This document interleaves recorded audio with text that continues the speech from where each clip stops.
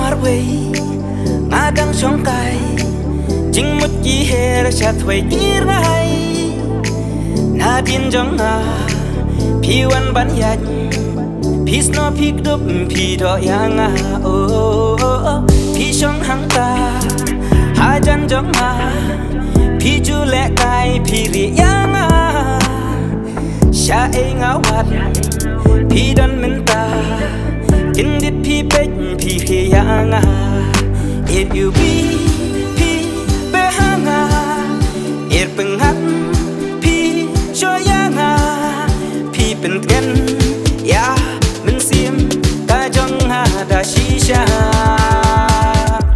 pi e thak e yang nga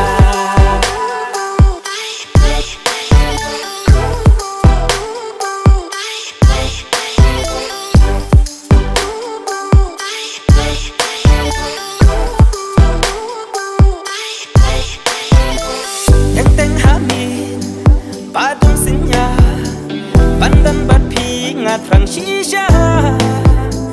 la de klem pi per thai hanga barokin le no e suda kum ta ba I to smau yanga dasur melung happy ngan kla la bidan sha chai ba I na nga to dakin ma huat klet yanga kum sir hiu pi bao hanga hai jing dung pi sha tha ba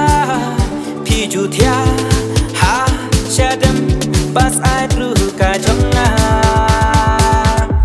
pi yo thia hang ta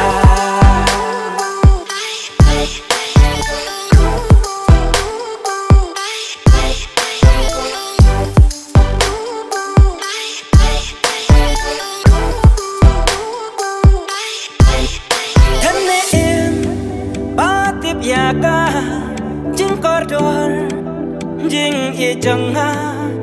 te ma pi pati bia jing ye ba shisha it you be pi be hanga ir pengat pi shoyanga